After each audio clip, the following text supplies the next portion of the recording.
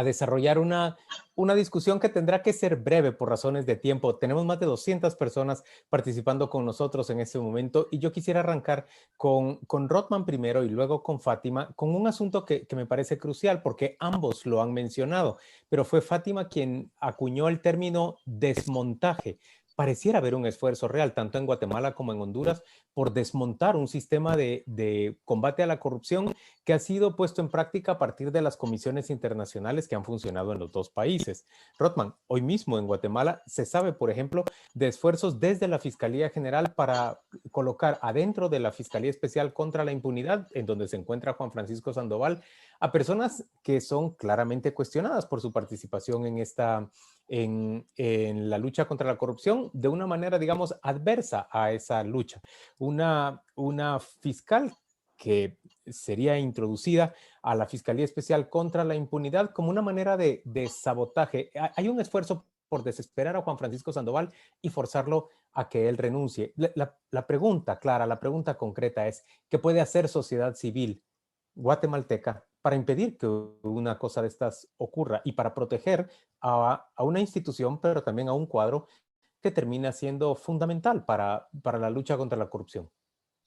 Sí, muchas gracias, Juan Luis. En efecto, creo que uno de los puntos que mencioné justo en una de las diapositivas de mi intervención hace alusión al acompañamiento que se requiere de las unidades especializadas.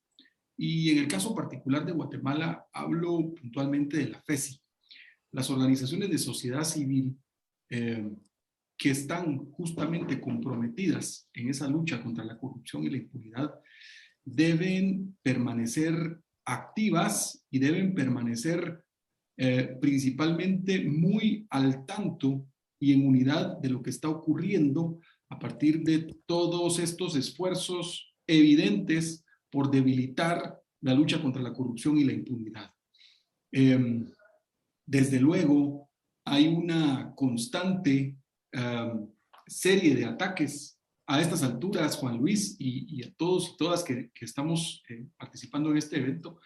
Es sin duda una de las características más puntuales, es que toda esta serie de ataques se notan muy bien articulados, se notan que guardan una sistematicidad que lo que busca finalmente, como muy bien planteabas, es no solo desesperar a Juan Francisco, ese al final para estas redes ilícitas es el medio, porque al final del día el objetivo en definitiva es garantizarse plenamente impunidad, lógicamente socavando el trabajo de la FESI. Entonces, como sociedad civil, ¿qué es lo que toca? Reitero, el acompañamiento y la denuncia no solo pública, porque si en ese ejercicio se cometen acciones ilícitas en contra del trabajo que está haciendo FESI y el fiscal Juan Francisco Sandoval, también es oportuno denunciar a todos aquellos actores que están obstruyendo el trabajo de la fiscalía, que están obstaculizando la justicia y que están finalmente con su consentimiento o con su intervención solapando y contribuyendo a que estas redes ilícitas logren su objetivo de alcanzar esa agenda regresiva que es más que evidente, Juan Luis, que está muy bien instalada actualmente en el país. Hay una intención muy clara de debilitar la lucha contra la corrupción. Debemos permanecer unidos, debemos alzar la voz, debemos manifestarnos y accionar incluso legalmente. Gracias, Rothman. Fátima, la pregunta es para usted. Le ruego, por favor, que en la medida en que sean más breves las respuestas, podemos animar la discusión con la participación de todos. Fátima, ya lo ha dicho usted, hay un desmontaje de la lucha contra la corrupción.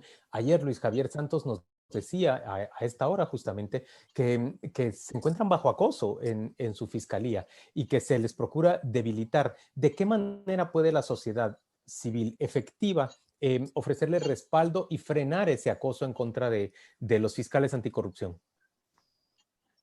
Bueno, primero yo creo que el desmontaje va en tres etapas especiales: la institucionalidad pública, los casos y las investigaciones, y finalmente con las reformas que están haciendo para generar blindaje. Entonces, primero, en el tema de la institucionalidad pública, yo creo que la sociedad civil no debe permitir que nos den, como decimos en Honduras, a tol con el dedo. No nos debemos dejar engañar o sorprender cuando empiezan a generar paralelas, sino que hay que entender que la institucionalidad pública, el Sistema Nacional Anticorrupción hondureño, tiene nombre y apellido, y es la UFERCO y el Circuito Anticorrupción. Y aunque vayan a hacer muchas otras cosas, que bueno, que ninguna de ellas venga a debilitar lo que ha funcionado y lo que forma parte de nuestro sistema anticorrupción, que es precisamente esta institucionalidad que en Honduras se llama UFERCO y Circuito Anticorrupción. Hay muchas otras áreas, pero no podemos permitir retrocesos en lo que ha avanzado. En el tema de los casos, no podemos permitir también o olvidarnos de los casos que fueron judicializados. Tras la salida de la MASI, se le dictaron sobreseimiento a los pandoros a 22 imputados, que eran altos funcionarios. Se les anuló el juicio contra de los Elena Bonilla Lobo, ex primera dama. Es decir, el juicio lo van a repetir y va a volver a iniciar. Es decir, lo poco que avanzó ahora está retrocediendo. Entonces, esos casos deben ser priorizados por las organizaciones de sociedad civil y de entender que eso es parte de nuestro legado. Y son los casos que hacen esa labor de disuasión y control.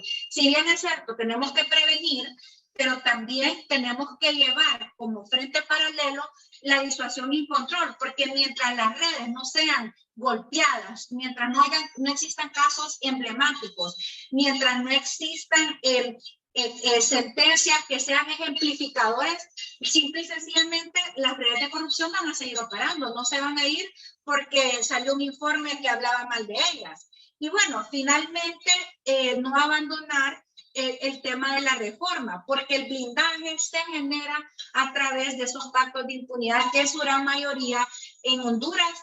Justo esta semana, compañeros y compañeras, realmente increíble. El Congreso Nacional, en un caso que implicaba a 2 diputados, emitió una opinión a donde ellos decían básicamente que había que absolver a los diputados y que ellos no habían cometido delitos, como si el Congreso Nacional fueran los operadores de justicia. Claramente, estas son cosas que deberíamos de articular, enfocar y no olvidar, y no dejarlo como que fue cosa del pasado, sino que el presente es defender ese legado y no permitir que estrategias de debilitamiento o de creación de paralelas vengan a debilitar o a desmontar el Sistema Nacional Anticorrupción. Muchas gracias, Fátima. Eduardo, nos mencionabas al inicio de tu exposición que una de las herramientas fundamentales, indispensables para que la sociedad civil pueda actuar verdaderamente es el acceso a la información pública. Ustedes en El Salvador han sufrido un retroceso en materia de acceso a esa información. ¿Cómo puede la sociedad civil defender su derecho a tener información de la administración pública? Bueno, podría hacerlo por las vías judiciales, Sala de lo Constitucional, por ejemplo, Tribunal Constitucional. Por esa vía se podría hacer, pero tenemos un problema en el caso salvadoreño. El 1 de mayo se dio un golpe de Estado por parte de Nayib Bukele. Desarticuló a la Sala de lo Constitucional, destituyendo a los magistrados de manera indebida e inconstitucional, quitó al fiscal general de la República. Entonces tenía en este caso pues el control ya del Ejecutivo, del Legislativo, porque tiene mayoría, casi la calificada tiene por sí solo. Entonces ante cualquier regresión en el derecho de acceso a la información, ya no tenemos una instancia jurisdiccional como la Sala de lo Constitucional para tratar de frenar esas reformas a la ley. Y sumémosle de que el Instituto de Acceso a la Información, que es el garante del derecho, también ha sido capturado por el presidente de la República.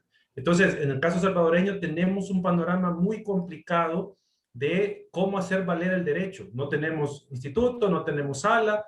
Entonces, estamos todavía viendo cómo sociedad civil puede seguir realizando su labor de contraloría ya sin acceso a la información.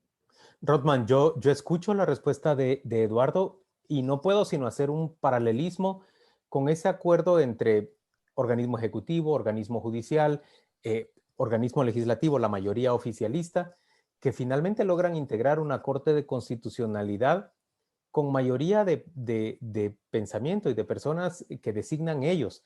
Incluso recurren en contra y aceptan esas cortes los recursos en contra de la única magistrada designada que, digamos, no canta en el coro oficialista. Lo que estoy viendo es una Centroamérica, un norte de Centroamérica francamente autoritario, homogenizado desde las élites de poder y con un esfuerzo real por frenar la lucha contra la corrupción, concibiéndola como un mecanismo de sobrevivencia o de operación que quieren que sobreviva. Realmente, ¿qué alternativas tiene la ciudadanía frente a esos poderes, frente a esa homogenización en el poder?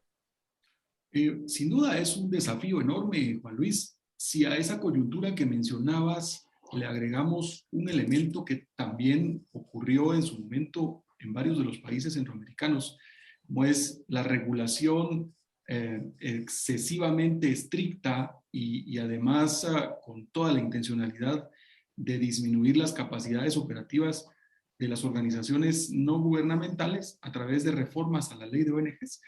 Ese es un elemento que también hay que ponerlo sobre la mesa porque justamente de manera muy discrecional se contemplan parámetros que lo que buscan al parecer es callar esas voces disonantes que ponen el dedo en la llaga y que ponen en evidencia que el sistema no solo necesita una reforma profunda, sino que además necesita continuar en esa lucha contra la corrupción y la impunidad. ¿Qué hacer en ese contexto, Juan Luis? Sin duda no podemos permanecer expectantes. Las organizaciones de sociedad civil debemos continuar el trabajo que se viene haciendo. Lógicamente, todos estos elementos hacen replantear y hacen necesariamente un ejercicio introspectivo para cada una de las organizaciones sobre cómo continuar haciendo esa importante lucha.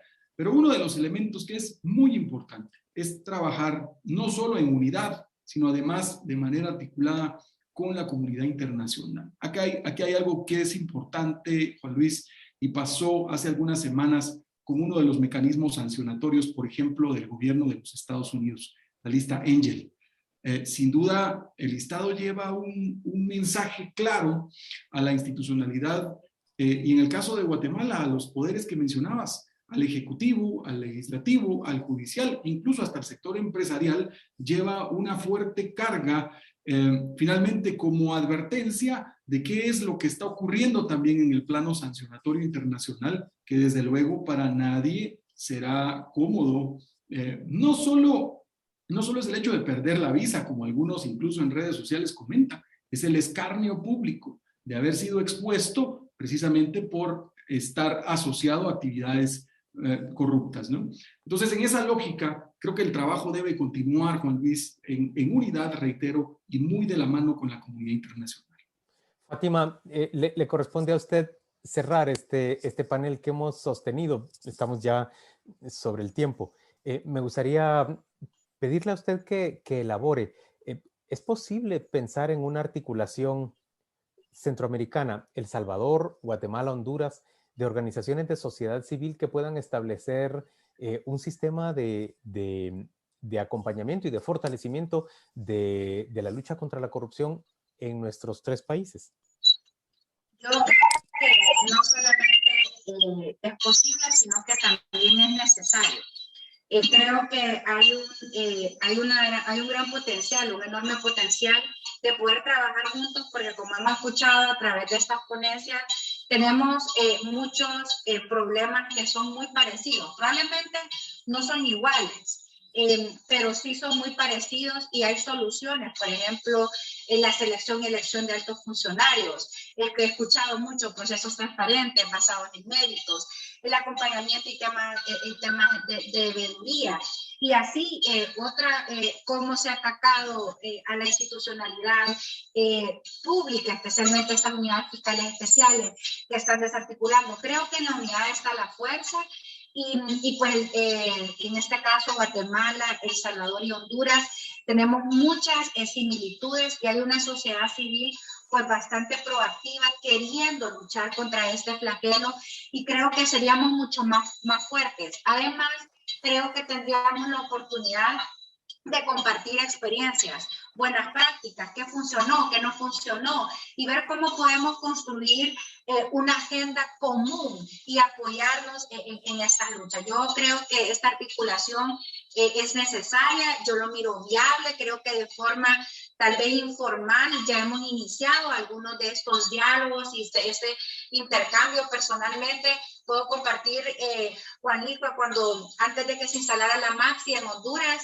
nos dijeron que era importante desde Guatemala tener un grupo de parlamentarios y parlamentarias que apoyaran el mecanismo. Nunca se nos hubiera ocurrido una idea si no hubiera sido por la experiencia guatemalteca que decía que los diputados y las diputadas serían el pie en el zapato. Creo que hay definitivamente una necesidad de articulación regional y creo que hay voluntad también, tal vez no tan manifiesta, pero yo creo que ahí está sembrado, ¿verdad? Ese deseo, y yo creo que hay que trabajarlo y seguir teniendo este tipo de encuentros para definir un mecanismo que pues, pueda unir aún más a la región y en este caso a la sociedad civil del Triángulo Norte. Muy bien, pues muchas gracias a Fátima Mena, a Eduardo Escobar, a Rothman Pérez. Tengo una última pregunta que me están pidiendo que plantee y es, ¿qué puede proponer una coalición anticorrupción para replantear el Sistema Nacional Anticorrupción en Honduras? Puede ser muy breve, por favor, Fátima, con esa respuesta. ¿Puede proponer algo para replantear el sistema anticorrupción en Honduras desde la organización civil? Definitivamente. Yo creo que la coalición anticorrupción está planteando primero que se respete el sistema ya existente y no debilitando, por ejemplo, en el caso de la UFER con el circuito anticorrupción, hemos visto que han sido debilitados, creando otras, quitándole los recursos, también creando otras fiscalías que atienden estos casos. Entonces creemos que en Honduras no se tienen que inventar otra institucionalidad pública, tanto a nivel de secretaría o a nivel de fiscalía, sino que apoyar lo que ya está funcionando y está existiendo. Además, creemos como coalición que es importante abordar otros temas, como por ejemplo el tema de las compras públicas y el tema del financiamiento político. Creemos que el financiamiento político es el pecado original de la corrupción y bueno, todavía en Honduras estamos muy en pañales y empezando, si bien hay una ley de política limpia, estamos muy lejos de asegurarnos que esta ley evite que el dinero de la narcoactividad, de la corrupción, pues venga a generar una élite política económica corrupta como actualmente lo está haciendo el financiamiento ilícito. Fátima, muchas gracias por participar hoy con nosotros. Gracias a Eduardo Escobar de Acción Ciudadana en El Salvador. Gracias a Rothman Pérez, también abogado y consultor de la Fundación Mirna Mac. Vamos a dar por concluido este panel y junto con este panel, hoy damos por concluido también este primer Congreso Latinoamericano de Mecanismos para la Prevención y Combate a la Corrupción y la Impunidad, que es parte del proyecto de fortalecimiento del Estado de Derecho en el Triángulo Norte de América Central, el FEDAC, financiado por la cooperación alemana, por la agencia GIZ. Muchas gracias a todas las personas que nos han acompañado a lo largo de los últimos 2 días en este enriquecedor intercambio de experiencias salvadoreña, hondureña y guatemalteca de conocimiento y de información respecto de lo que ocurre en la lucha contra la impunidad y los esfuerzos que se hacen por hacerle prevención a esa corrupción. Gracias a todos, feliz tarde para ustedes y mucha fuerza y mucho ánimo para seguir en una lucha que ya se ve que requiere de más energía de la que hasta ahora se ha invertido en América Central.